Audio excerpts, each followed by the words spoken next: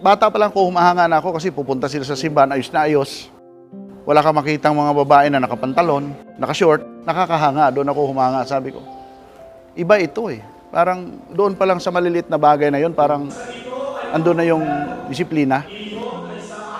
Pag-obserba ko sa Iglesia ni Cristo, matagal na. Kasi Maynila, Dagupan, Iloilo. Parang sabi ko, parang may kulang. Yung pagtawag sa akin, dito na buo sa Puerto Princesa. Ako yung aral na kita ko, yung pagiging disiplinaryan, yung magiging magalang, ganyan, at maging mabuting tao. Dati rin ako manginginom eh. Pero nawala lahat yun.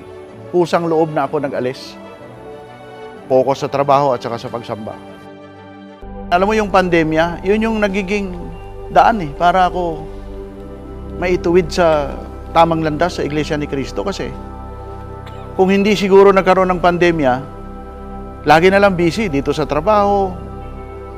Unlike nung, hindi ko naman ikinatutuwa, of course, para namang siguro hindi naman kapanipaniwala kung matuwa pa tayo dahil sa pandemya. Pero sa case ko, yung pandemya na yun nakatulong.